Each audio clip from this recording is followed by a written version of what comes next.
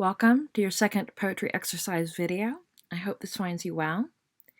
Today's poetry exercise involves telling a story that seems so ordinary. You're taking a walk to the market, you're taking the dog for a walk, you're walking to meet a friend, you're waiting for a train, something that you do that seems absolutely ordinary. And then something surprises you. Something surprises the speaker. Okay? The trick to this exercise is to describe it, to show it, but not explain it. Right? So you describe what is happening as it happens. Right? Here's the setting. Here's what I'm seeing. Here's what I or the speaker am doing. And then they encounter that surprise.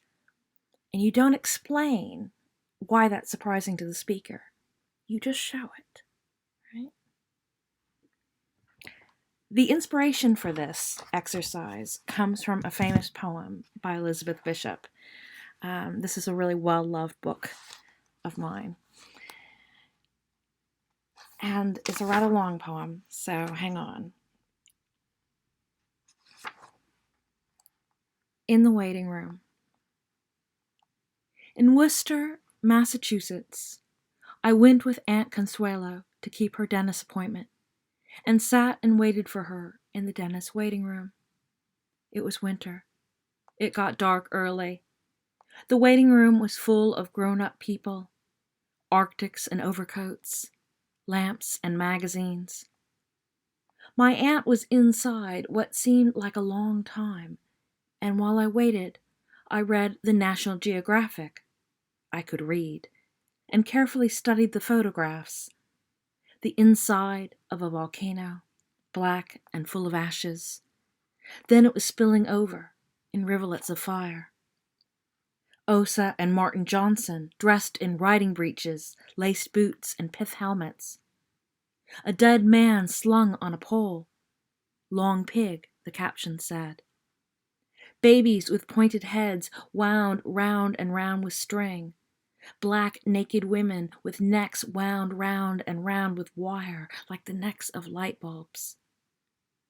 Their breasts were horrifying. I read it right straight through. I was too shy to stop. And then I looked at the cover, the yellow margins, the date. Suddenly, from inside, came an "oh!" of pain.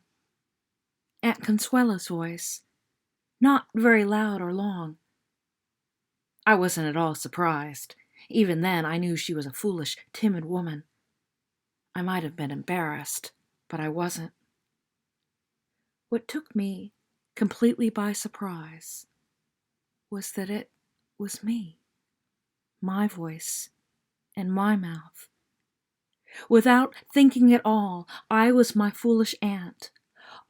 We were falling, our eyes glued to the cover of National Geographic, February 1918. I said to myself, 3 days and you'll be 7 years old.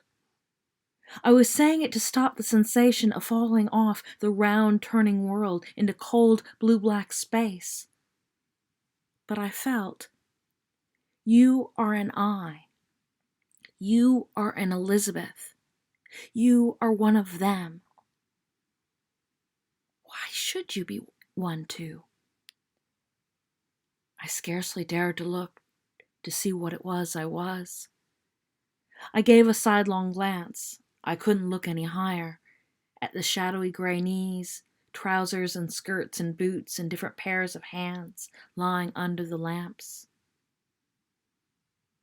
I knew that nothing stranger had ever happened. That nothing stranger could ever happen. Why should I be my aunt or me or anyone? What similarities, boots, hands, the family voice I felt in my throat, or even the National Geographic and those awful hanging breasts, held us all together, or made us all just one? How? I didn't know any other word for it. How unlikely. How had I come to be here, like them, and overhear a cry of pain that could have got loud and worse but hadn't? The waiting room was bright and too hot. It was sliding beneath a big black wave. Another and another. Then I was back in it. The war was on. Outside in Worcester, Massachusetts, were night and slush and cold. And it was still the 5th of February, 1918. So if you enjoyed that, I strongly recommend you the work of Elizabeth Bishop. Some of you might be familiar with her villanelle One Art, which is one of the best villanelles ever written.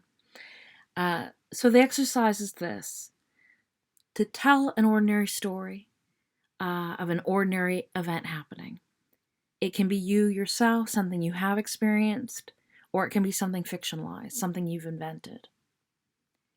Something unexpected occurs.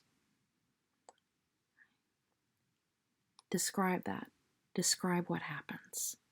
Help us see